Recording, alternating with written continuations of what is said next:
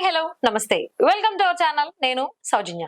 Big Boss season 8 so unlimited అన్నారు. రోజుకు కొత్త రకంగా కొంతమంది ఏమో ఎంజాయ్ చేస్తున్నారు, కొంతమంది ఏమో మాకేంట్రా బాబు ఇది అంటున్నారు. అంటే ఈ నామినేషన్స్ అనేవి ఇంతకు ముందు సీజన్స్ లో వారానికి ఒకసారి ఉండేవి. ఇప్పుడు ప్రతిరోజు అవే ఉన్నాయి. ఒక్కొక్కరు ఒక్కొక్క రకంగా చాలా వియర్డ్ గా బిహేవ్ చేస్తున్నట్టుగా అనిపిస్తుంది. అది వాళ్ళ గేమ్ ప్లానా లేకపోతే బేసిక్ గా వాళ్ళు ఉండడమే అలా ఉంటారా? అసలు అర్థం కావట్లేదు కదా. మరి దీని గురించి మనతో మాట్లాడడానికి, వారి విశ్లేషణని మనకు తెలియజేయడానికి ఈ రోజు మనతో పాటు ఉన్నారు ఫిల్మ్ క్రిటిక్ విజ్ఞాన్ దాసరి ఉన్నారు. వారితో మాట్లాడదాం. హాయ్ అండి. నమస్తే. నమస్తే. So Bigg Boss season 8 contestants అందరూ కూడా యాక్చువల్లీ ఇంతకు ముందు సీజన్స్ లో చూసుకుంటే వన్స్ ఏ వీక్ ఉండేది నామినేషన్స్ అనేవి. ఇప్పుడేమో రోజు నామినేషన్సే కనిపిస్తూ ఉన్నాయి. సో అరుచుకోవడాలు, ఏడవడాలు, ఒక్కొక్కరు అగ్రెసివ్ అయిపోవడాలు, హైపర్ హైపర్ అయిపోవడాలు. నార్మల్ గానే వాళ్ళు చాలా హైపర్ అయిపోయి అరిచేసుకుంటున్నారు నార్మల్ గా ఉన్నప్పుడే. ఇంకా నామినేషన్స్ అయితే చెప్పాల్సిన అవసరం లేదు. సో ఎందుకు డైలీ నామినేషన్స్ పెట్టారు, వీక్లీ వన్స్ కాకుండా? ఎందుకు, ఏమై ఉండొచ్చు? యాక్చువల్ గా నామినేషన్ విషయానికి వస్తే మండే రోజు జరగాల్సింది, దాన్ని కట్ చేసి నిన్నటి దాకా తీసుకొచ్చారు అంతే. ఎపిసోడ్ లైవ్ చూసే వాళ్ళకి ఆ రోజే అయిపోయాయి నామినేషన్స్ అన్ని కూడా. ఎపిసోడ్ కి వచ్చేసరికి వీళ్ళకి సరిగా కత్తిరింపు ఎక్కడి నుంచి ఏమున్నా కత్తిరించాలో అర్థం కాక సర్లే 2 రోజులు వేద్దామని అనుకున్నారు. అంత ధైర్యం ఎందుకు చేశారు అనుకుంటే, వీళ్ళ బొంద 2 రోజులు వీళ్ళ దగ్గర ఫుటేజ్ మాత్రం ఏమి ఏడుస్తుందిలే హౌస్ లో, దాని బదులు ఇదే మనం పొడిగిద్దాం అనుకున్నారు. కానీ ఇక్కడ ఉల్టా జరిగింది. ప్రతి సీజన్ లాగా వీళ్ళు తప్పు అంచనా వేశారు. ఆ 2 రోజులు బీభత్సమైన ఫుటేజ్ ఇచ్చారు అందరూ కూడా. సరే, ఇక వీళ్ళ విషయాలకు వెళ్తే వ్యక్తిగతంగా మనం కుక్కర్ గురించి మాట్లాడుకుందాం. ప్రజెంట్ బేసిక్ మన ఇంట్లోనే కుక్కర్ 2 రకాలు ఉంటాయి. ఒకటి పైనుంచి లిడ్ పెట్టేది, ఇంకోటి లోపల నుంచి లిడ్ పెట్టేది. నువ్వు పైనుంచి పెట్టినా లోపల నుంచి పెట్టినా గ్రిప్ కోసం మనకు నల్ల లోపల ఉంటే రౌండ్, పైన ఉంటే అది ఇదో ఇస్తారు కదా. అది నువ్వు సరిగ్గా పెట్టకపోతేనే కదా నీకు విజిల్ రాదు, గాలి బయటికి పోతుంది. సరే, నువ్వేదో పెట్టావు కుక్కర్ లో, అక్కడ పెట్టేశావు. అంటే ఎలా వాడావు తర్వాత నువ్వు సరిగ్గా గ్రిప్ పెట్టావు లేదో కూడా మనకు తెలియదు. మొత్తానికి అయితే అందులో ఏదో పెట్టావు హడావిడిగా. నీకు బాధ్యత ఇచ్చారు, నువ్వు అది వండు అన్నందుకు ఆనందం తట్టుకోలేక నేనే వండుతాను అని చెప్పేసి వెళ్ళావు. చూసావు, 4 విజిల్స్ వస్తే అయిపోయినట్టే కూర్చోండి అన్నావు. 4 గంటలైనాక నా ఒక విజిల్ రావట్లేదు. ఎందుకు రావట్లేదా అని చూస్తే లోపలంతా మాడి చచ్చింది. దాన్ని ఇంకో దాంట్లోకి వేసి ఇంకేదో చేసి మొత్తం అటు ఇటు కాకుండా ఏదో రకంగా చేసావు. వీళ్ళందరి బాధ ఏంటంటే, పలానా బాధ్యత నీకు అప్పచెబితే నువ్వు సరిగ్గా సక్రమంగా చేయలేదు, అందుకు నామినేట్ చేస్తున్నా అని ఒకరు. రుచి సరిగ్గా లేదు, దాన్ని మాడడానికి కారణం కూడా నువ్వే కదా అని ఇంకొకరు. మాకు అసలే నో రేషన్ అని చెప్పి కొద్దో గొప్ప ఇంత మా మొహాన పడేస్తే ఏదో వరద బాధితులకు పులిహోర పొట్లాలు వేసినట్టు ఇంత ఇచ్చారు, దాన్ని కూడా నువ్వు మాడగొడితే మేమేం కావాలి అని ఇంకొకరు. నువ్వు పెట్టిన ఇప్పుడు సరే ఓ పూట నీకోసం మానేద్దాం అనుకున్నావు, మాకు అదే పూట ఇరగ తీసే లెవెల్లో టాస్క్ వస్తే మా ఎనర్జీ ఏమైపోవాలి, మేము ఓడిపోతే ఆ ఓటమికి కూడా కారణం నువ్వే కదా, నీ కుక్కరే కదా అని ఇంకొకరు. సో ఇలా బేబక్కని టార్గెట్ చేశారు. సరే, బేబక్కకి ఏంటంటే కొంచెం ఇన్నోసెన్స్ మిస్టేక్ అనుకుందాం, తెలుసో తెలియకో పెట్టింది. కానీ తెలుసో తెలియక అంటే నేను ఒప్పుకోను. ఎందుకంటే ఆ నైనిక లాంటి పిల్లలు ఏమన్నా పెట్టుంటే పాపం పిల్లకి తెలుసో తెలియకో పెట్టింది అనుకుంటాం. బేబక్కకి ఏమైంది, మంచి గృహిణే కదా, జీవితంలో ఎన్ని కుక్కర్లు చూస్తుంటది. అలా చేయడం అయితే తప్పే నిజంగా. కానీ అంటే ఎందుకంటున్నా అంటే, తనకి ప్లానింగ్ సరిగ్గా ఉండట్లా అమ్మాయికి. ఎట్లా, ఇప్పుడు నువ్వు హెవీ గాగ్రా చోలి వేసుకొని హై హీల్స్ వేసుకొని బీచ్ దగ్గరికి వెళ్తావా? కష్టంగా. నెక్స్ట్ ఫుల్ రిచ్ శారీ, గట్టి శారీ, హెవీ పట్టు శారీ వేసుకొని షటిల్ ఆడడానికి వెళ్తావా? కదా. దానికి నీకు ఫ్లెక్సిబిలిటీ కోసం ఆ డ్రెస్లో వేసుకుంటావు. సరే, నువ్వంటూ ఏదో అపియరెన్స్ ఇచ్చే షోలో ఉన్నావు కాబట్టి నీ అపియరెన్స్ బాగుండాలని నిండుకి ఇలా అనుకున్నావు. గాగ్రా చోలీలు, హెవీ శారీలు మనం జస్ట్ ఫోటోషూట్ కోసం వెళ్ళి ఇలా నిలబడడానికే వాడతాం. మొత్తం ఎట్లా పడితే అట్లా ఫ్రీగా వాడడం. నువ్వేదో డ్రెస్ వేసుకున్నావు, టైంకి నీకు ఒక టాస్క్ వచ్చింది, కాళ్ళ మధ్యలో కోన్ పెట్టి దాన్ని తీరానికి చేర్చండి అని. అందరు బాగానే ఆడారు, నువ్వు సరిగ్గా ఆడలేకపోయావు. ఎందుకు ఆడలేకపోయావు అంటే నీ డ్రెస్ మేనేజ్మెంట్. సరే, ఆ టాస్క్ వచ్చిందని తెలుసు, అది తీసి ఇంకో డ్రెస్ అని వేసుకోవచ్చు కదా. ఉన్నాయి కదా, లేవంటే కాదు. మళ్ళీ నువ్వు ఏదో అర్జీ పెట్టుకుని ఉత్తరం రాస్తే బిగ్ బాస్ ఎక్కడి నుంచో పార్సల్ తెస్తాడా, లేదా అమెజాన్ లో ఆర్డర్ పెడితే రావాలనేది కూడా ఏమీ లేదు. లేదా నువ్వు ఏదో అడవిలో ఉంటే బజార్ చాలా కిలోమీటర్ల దూరం ఉంది, అక్కడికి వెళ్ళి కొనుక్కోవాలనేది కూడా లేదు. You can change. కాకపోతే ఏంటంటే, అయినా సరే నువ్వు ఓడిపోయావు ఆ టాస్క్. ఎందుకంటే నీ ఓటమి కన్నా నువ్వు నిజంగా గెలిచేదానివేమో పర్ఫెక్ట్ డ్రెస్ వేసుకుంటే. అంటే ఆ పర్టికులర్ సిచ్యువేషన్ మీద ఆమెకు గ్రిప్ రావట్లా. అక్కడ ఏం జరుగుతుంది, మనం ఏం చెయ్యాలి అని. ఒక ప్లానింగ్ లేదు. ప్లానింగ్ లేదు, పర్ఫెక్షన్ లేదు. ప్లానింగ్ ఉన్నా సరే ఎగ్జిక్యూషన్ ఫెయిల్ అవుతుంది. ఏమనుకొని వచ్చావు, ఏముందిలే అందరూ పిల్ల వాళ్ళే వచ్చారు, మొత్తం నేనే అసలు ఎంటర్టైన్మెంట్ ఎరగ తీసేస్తా అనుకొని వచ్చావు. కరెక్టే, ఎంటర్టైన్మెంట్ కూడా కాదు, నిన్ను నువ్వు ఒక మేనేజ్ చేసుకో, దానికి కదా ఎలగబెట్టింది బిగ్ బాస్ నీకు. సరే, ఈ రకంగా చూస్తే బేబక్క షీఈ్ అన్ప్లాన్డ్, ఇది చెప్పుకోవచ్చు. అంటే అన్ఫిట్ ఫర్ ద హౌస్ అని నేను ఈజీగా చెప్పొచ్చు. అండ్ నెక్స్ట్ ఇంకొకటి, ఈవిడ గురించి పక్కన పెట్టదు. ఇప్పుడు ఆ కుక్కర్ గురించి మాట్లాడుకుంటే, థ్యాంక్ గాడ్ ఈ సీజన్ లో ప్రిస్టేజో, హ్యాకీనో, లేకపోతే ఇంకేదో పీజీనో స్పాన్సర్షిప్ చేయాలి. In case A cooker company sponsorship చేస్తే అసలు ఈ కుక్కర్ వల్లే ఇదైంది, ఈ కుక్కరే సరిగ్గా లేదు, కుక్కర్ వేస్ట్ అని అందరూ అన్నారు. అవునా? నీ షోకి నేను స్పాన్సర్షిప్ ఇచ్చి నా కుక్కర్ వేస్ట్ అని అనిపించుకోవాలా? మొత్తం దేశవ్యాప్తంగా సేల్స్ పడిపోవు. ప్రెస్టేజ్ కుక్కర్ వేస్ట్ అంటే మన బిగ్ బాస్ హౌస్ లో చూడలా మాడింది మొత్తం. మీమ్స్ కూడా అలానే కుక్కర్ వాడితే బిగ్ బాస్ ఆ డైలాగ్స్ వస్తాయి, కుక్కర్ బాగాలేదు, విజిల్ రాలేదు. సో ఈ రకంగా ఇంకా కుక్కర్ కంపెనీ స్పాన్సర్షిప్ చేయాల, పరువు నష్టం దావా వేసేది 500 కోట్లన్న కనీసం. సరే, ఆ వ్యవహారం పక్కన పెట్టేస్తే, అండ్ ఇంకా మణికంఠ గురించి మాట్లాడుకుందాం. నాగమణికంఠ ఆయన ఇంకేం దాని గురించి మాట్లాడడానికి కనుక ఇప్పుడు ఏడుస్తాను తెలుసా అంట. మణికంఠ ఇలా రా అని పిలిచావనుకో, నువ్వు నన్ను పిలిచావా, నా గతం ఏంటో నీకు తెలుసా?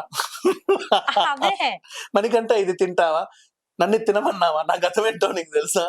ఎవరికి లేవురా గతాలు, ఎందుకు లేవు గతాలు?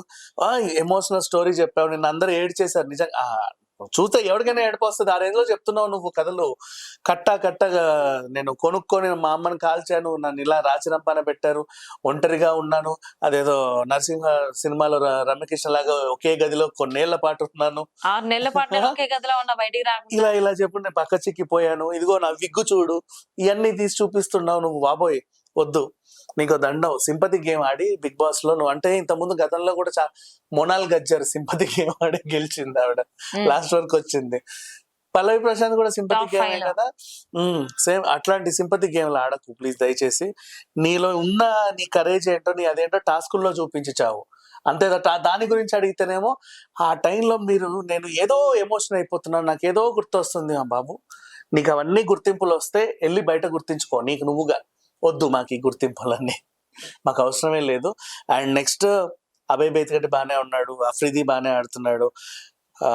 సోనియా గురించి మాట్లాడుకోవాలి. పర్ఫెక్ట్ స్టాండ్ తీసుకుంటుంది ప్రతి దాంట్లో. అంటే రీజన్ చెప్పనా, మనం మాట్లాడేది కరెక్ట్ అయినా కాకుండా గట్టిగా మాట్లాడేస్తుంది. కరెక్ట్ అవునా కాదా అనేది వీకెండ్ లో నాగార్జున చెప్తాడు, అంతే. అప్పుడు నాగార్జున గారు చెప్పినప్పుడు కరెక్ట్ కాదా సార్, సారీ సార్ తెలియక చేసింది, మళ్ళీ సింపతి వచ్చేస్తుంది. అవును, ప్రతి విషయంలో సోనియా అరుస్తూనే ఉంది. స్టార్టింగ్ ఎప్పుడు ఎంట్రీ ఇచ్చిందో, ఎంట్రీ తర్వాత నుంచి ఇప్పుడే హౌస్ మేట్స్ దగ్గర అప్పుడే ఎంటర్ అయ్యారు, అప్పటి నుంచి నోరేసుకుని పడిపోతుంది. కానీ అది స్ట్రాటజీనా? ఎంత స్ట్రాటజీ అయినా సరే లాస్ట్ మళ్ళీ సోనియా వైపే ఓట్స్ వస్తాయి ఎక్కువ. ఎందుకు చెప్పనా, వీళ్ళందరూ అటు తిప్పి కన్నడ బ్యాచ్ అంతా ఒకటి అవుతుంది. ఎంత కాదనుకున్నా సరే, ప్రేరణ మీద ఎవరన్నా అరిస్తే చాలు ఈమెకి పూనకం వస్తుంది. యష్మిగా ఇద్దరు కలిసి ఒక సీరియల్ చేశారు. అదే కృష్ణ ముకుంద మురాలు, ఆమె కృష్ణ ఈమె ముకుంద, కరెక్టేలే. అయినప్పటికీ కూడా నెక్స్ట్ మళ్ళీ నిఖిల్ కూడా అప్పుడప్పుడు పృథ్వీకి సపోర్ట్ చేస్తూనే ఉన్నాడు. సో వీళ్ళందరూ ఒకటే, ఎంత కాదనుకున్నా సరే. ఇక ఆదిత్య ఏంటో మరి ఆయన ఎందుకు వచ్చాడో ఎందుకు వెళ్తున్నాడో తెలియదు, అలా ఉన్నాడు అంతే పప్పెట్లాగా. ఇంకా మిగతా వాళ్ళందరూ కూడా. మరి శేఖర్ భాష గురించి అంటే ఆరెంజ్ టాస్క్ లో అయింది తప్పు. ఇప్పుడు పల్లె ఎవడైనా సరే ఇటీశ్రీ కొట్టి తినరు, జంతువులే తింటాయి ఎగిరేసి. మనుషులు అయితే నీటుగా దగ్గర పెట్టి తింటారు. ఆమె కరెక్ట్ గానే అనింది సోనియా ఆ విషయంలో. అండ్ మణికంఠ అండ్ మిగతా విషయంలో శేఖర్ భాష అఫెండ్ చేసుకోవడంలో శేఖర్ భాషే కరెక్ట్.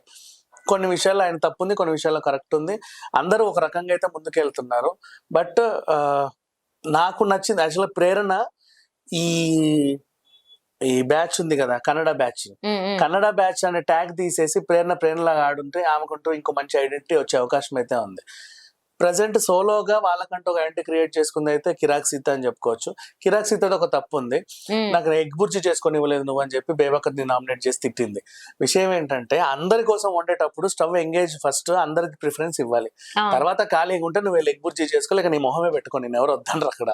కానీ నాకు ఆ టైంలో ఎగురు తినాలంటే నువ్వు నన్ను ఏదో చేసావు అని చెప్పి ఆమె నామినేట్ చేసింది. అవును, నామినేషన్ అంటే ఇంకోటి గుర్తొచ్చింది, కాఫీ అడిగినందుకు నామినేట్ చేసింది బేబక్క. ఎవరిని? పృథ్వీ. పృథ్వీరాజ్. నువ్వు ఎందుకు నన్ను కాఫీ అడిగావు, నీకు పెట్టుకోరాదా, నేనేంటి నా స్టేటస్ లో నన్ను కాఫీ అడుగుతావు అన్నట్టుగా నామినేట్ చేసింది. అండ్ ఈ అఫ్రీది, నబీల్ అఫ్రీది, అవును.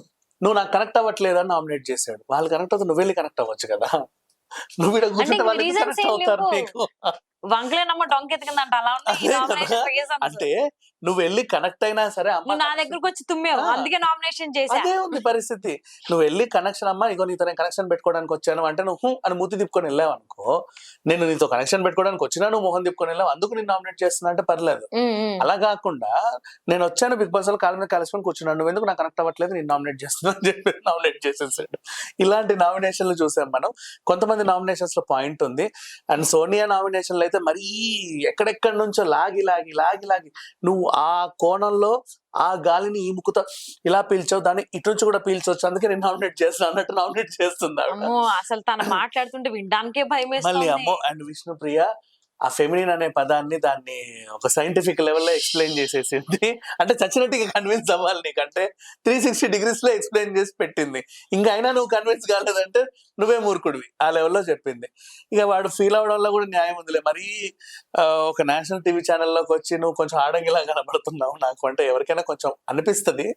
అంటే అంటే లైక్ ఈవెన్ నాగమణి కంటే మాట్లాడే మాటలు కూడా అలా ఇప్పుడు మిమ్మల్ని చూడగా నాకు పాజిటివ్ వైబ్ వచ్చింది, అలాగని చెప్పేసి నేను మీకు కనెక్ట్ అయిపోయాను ఏదో కాదు కదా. సో నాగమణి కంటే కూడా అంతే, సే నాకు పాజిటివ్ వైబ్స్ వచ్చి నేను చూడగానే విష్ణుప్రియ చెప్పింది నాకు పెళ్ళైంది, నాకు భార్య ఉంది, నాకు కూతురు ఉంది, ఇవన్నీ మాట్లాడితే అరే అసలు మాట్లాడింది ఏంటి, నాగమణి కంటే ఏం మాట్లాడతాడు ఆయనకు అర్థం కావట్లేదు, తనకంటే క్లారిటీ లేదు. ఇక ఫస్ట్ వీక్ ఎలిమినేషన్ గురించి మాట్లాడుకుంటే నన్ను 100% నాగమణి కంటే వెళ్తాడేమో తనే అనిపిస్తుంది. వెళ్ళిపోతే తనకి సేఫ్, తనకి సేఫ్, తన నుంచి హౌస్ మేట్స్ కి సేఫ్. బేవక్క వెళ్ళడం కరెక్ట్, ఎందుకంటే తనకి ప్లానింగ్ ఉన్న ఎగ్జిక్యూషన్ లో ఫెయిల్ అవుతుంది, పర్ఫెక్షన్ లేదు. ఇది కొత్త కాబట్టి ఇలా మేబీ చేసుకోవడం తనకి, కానీ నాగమణి కంటే వెళ్ళిపోతే తనకే మంచిది, హౌస్ మేట్స్ కి చాలా చాలా మంచిది. వ్యూవర్స్ కి ఇంకా అలాంటి వాళ్ళని బిగ్ బాస్ ఉంచుతారు ఇంకొన్నాళ్ళు ఎంటర్టైన్ అవుతారులే అని చెప్పేసి.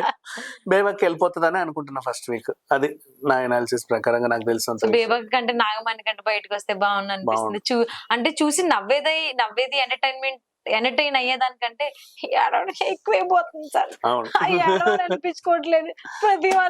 ప్రతి వాళ్ళ దగ్గర బాధలు ఉన్నాయి. అప్పటిదాకా వచ్చిన సీరియల్స్ అని ఆపేసి బిగ్ బాస్ వేస్తే బిగ్ బాస్ లో కూడా ఈయన ఏడిపిస్తున్నాడు వచ్చి సెంటిమెంట్లన్నీ. అదే కదా, ఇప్పుడు ప్రతి ఒక్కరి లైఫ్ లో ఒక బ్యాడ్ వర్స్ సిచ్యువేషన్స్ ఉంటాయి, అవే తలుచుకుంటూ అక్కడే మనం స్టక్ అయిపోకూడదు కదా.